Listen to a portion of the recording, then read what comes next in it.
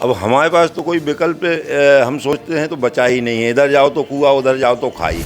अब हमें तो पार्टी ने एकदम अपाहिज कर दिया है। ऐसे प्रत्याशी को दिया कि जिसको कोई जानता नहीं है और अपराधी है वो। साफ इशारा है, राजेश सिंह पायक बतौर प्रत्याशी भले ही निर्दलीय उतरेंगे लेकिन मैदान में उतरेंगे। नहीं तो ये उत्तर प्रदेश के आदमी को बिजावर विधानसभा में, जिसे कोई ना जानता है ना वो किसी को जानता है, उसे प्रत्याशी बना के भेज दिया आप। तो इससे साबित होता है कि खरीद फरोख्त हुई है। आज आपकी बुलाई बैठक में केशु राजा नहीं थे।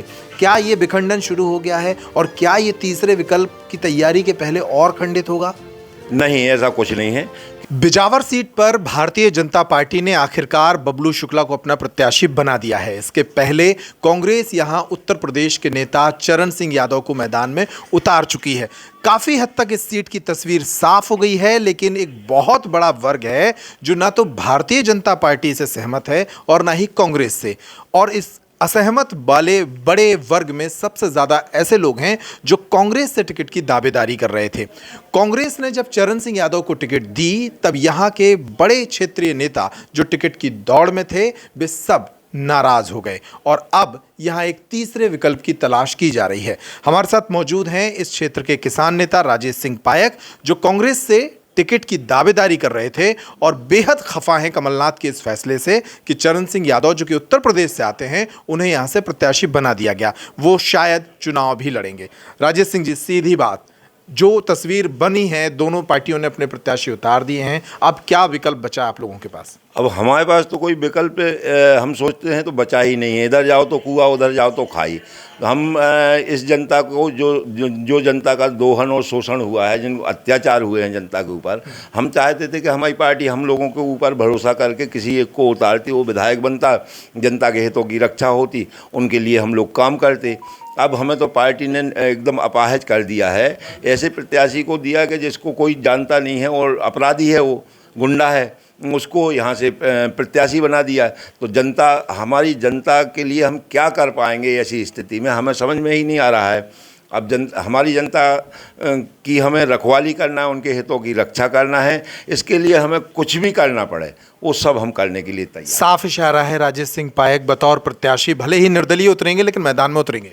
हाँ, बिल्कुल उतरेंगे अगर पार्टी ने निर्णय नहीं बदला। पहले तो पार्टी से विनम्र निवेदन है कि आप प्रत्याशी बदल दीजिए, हमारे स्थानीय का किसी को भी टिकट दे दीजिए।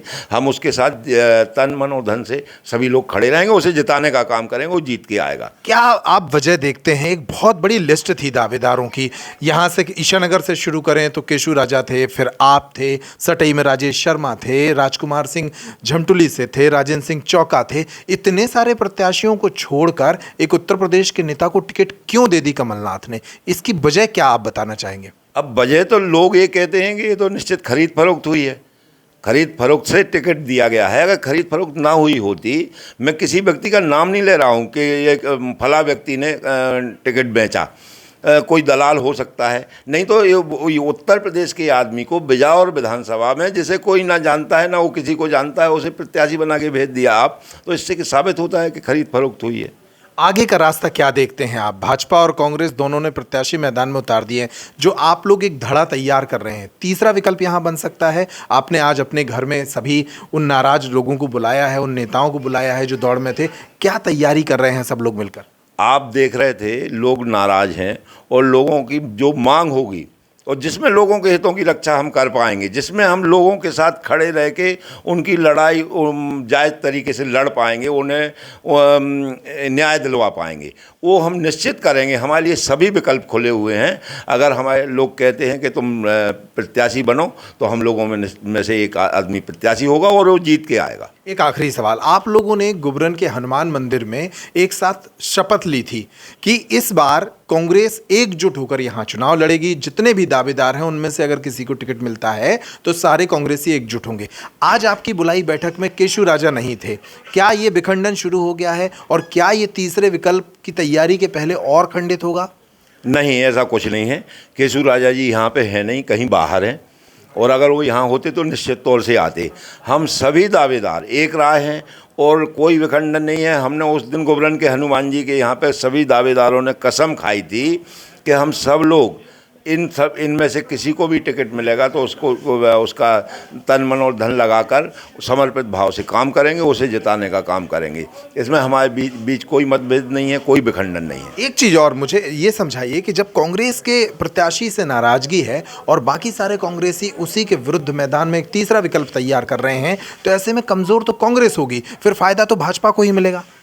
मैं आपसे बताऊं कि अगर मैं एकदम ईमानदारी से और शिद्दत से बात कर रहा हूं कि अगर वो आदमी यहाँ पे जनता को स्वीकार होता और वो जीतने के योग्य होता तो हम लोग ईमानदारी से उसके साथ लग के उसको जिताने का काम करते, पूरी ताकत झोंक देते। लेकिन हमें दिखता है, हमने जो जनता के बीच में जाके लोगों से बात करी है, उसको कोई वोट देने के लिए तैयार नहीं है।